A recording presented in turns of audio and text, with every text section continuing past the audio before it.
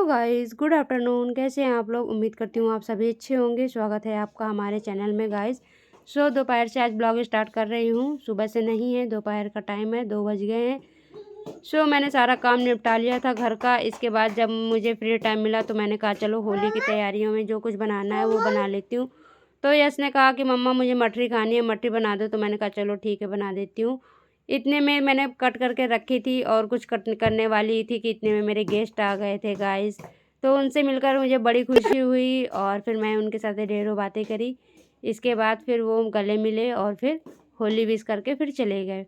इसके बाद मैं आ जाती हूँ किचन में गाइस। तो यहाँ पे देख सकते हो कि मठरी मैंने बनाई है और मैंने उनको भी, अपने गेस्ट जो आए थे उनको भी खिलाई थी। तो अच्छा लगा उनसे भी मिल कर के।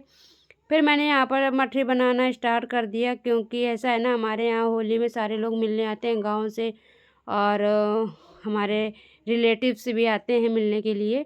तो एक दिन में तो मैं सारा कुछ नहीं कर पाऊँगी गाइस, जैसे कि सारा अकेले ही करना होता है। तो खाना पीना, दोनों बच्चों को देखना, तो उसमें टाइम मुझे, अभी दोपहर का टाइम है, 2:30-3 का टाइम होगा।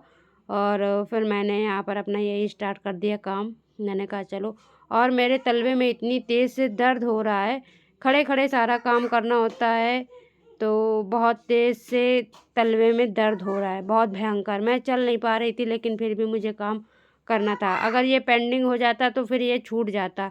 तो हमारे यहाँ बहुत सारे गेस्ट आते हैं शाम को मिलने होली, तो कुछ कुछ तैयारियां करनी पड़ती है। कुछ बाहर से सामान मंगाएंगे हम, क्योंकि बहुत सारे लोग आते हैं और एक चीज़ तो नहीं रख सकते, काफ़ी चीज़ें रखनी होती हैं।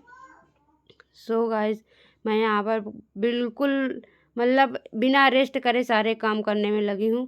और यहाँ पर थोड़ी बहुत मठरी बन गई थी मेरी, और अभी बनना बाकी है, जो कि कढ़ाई में रखी हुई हैं, वो आराम से चला रही हूँ। मैं बहुत थक गई थी, इतनी ज़्यादा थक गई थी। घर पे कोई नहीं था। यश के पापा आ गए हैं होली में, तो वो गए थे प्लॉट पे, जो हमारा प्लॉट बन रहा है उस पे काम चल रहा है, तो वहीं पर गए थे देखने के लिए। यश भी वहाँ गया था। लक्षु हमारा सो रहा था और सभी लोग प्लॉट पे थे। तो मैंने कहा चलो, ये लक्षु अगर सो रहा है तो मैं ये सारे काम निपटा लेती हूँ। तो बस मैं इन्हीं तैयारियों में लग गई हूँ। गाइस, आप कहाँ से मेरा वीडियो देखते हैं कमेंट्स में ज़रूर बताना। वीडियो अच्छी लगे तो लाइक करते हुए जाना और कमेंट्स करते हुए जाना, और मेरे चैनल को सब्सक्राइब करना गाइस। ऐसे ही मेरी वीडियो देखने के लिए बेल आइकन ज़रूर प्रेस करना, तो आपको नोटिफिकेशन भी मिल सकती है, मिल ही जाएगी जब आप बेल आइकन प्रेस करोगे तो। गाइस, यहाँ पर एक पड़ोस का मेरा भतीजा आ जाता है तो मुझे ना हंसी निकल आती है। उसका भी एक रीज़न है कि ये जो है हमारे पड़ोस में, जो मैंने अभी कुछ दिन पहले शादी का वीडियो डाला था, तो उसमें सोनू एक लड़का था जो, मतलब ऐसे मेरे आसपास खड़ा रहता था और मतलब चाची चाची करके बुलाता था। तो वो आया था मेरे घर पे, तो वो मुझे ये ऐसे दे गए थे। जो लोग गांव से होंगे उनको पता है कि ऐसे क्या होते हैं। तो वो चावल के आटे से और खोया से बनते हैं। तो वो देने आया था कि चाची, मम्मा ने दिए हैं कि चाची को देकर आओ। तो वही देने आया था, तो मुझे बड़ी ज़ोर से हंसी निकल आई। और हंसी इसलिए निकल आई कि मैं बना रही थी और मैं जब भी कुछ बनाती हूँ तो बच्चों को बुला लेती हूँ। तो ये सब मेरे भतीजी भतीजे हैं, तो ये आ जाते हैं मेरी हेल्प कराने के लिए। हमेशा आते हैं, अक्सर आते रहते थे। जब लक्षु मेरा पेट में था तब भी आ जाते थे, अपना हेल्प करा जाते थे, काम वाम करा देते थे। बड़े ही अच्छे बच्चे हैं और बिना कहे भी पूछ लेते हैं। बस फिर वो दे कर के चला गया। फिर मैंने उसकी कटोरी में थोड़ी सी मठरी डाल दी थी, मतलब टिफ़िन लेकर आया था तो उसमें मैंने मठरी भर दी थी। मैंने कहा कि, तो बोला मम्मा डांटेंगी। हमने कहा मम्मा देने से पहले नहीं डांटेगी और लेने के बाद डांटेगी। मैंने कहा तुम लोग खा लेना। तो फिर वो चला गया। फिर मैं यहाँ पर ना सारी मठरी, जितनी भी मतलब ठंडी हो गई थी, उतनी सारी मठरी मैंने एक डिब्बे में भर दी थी।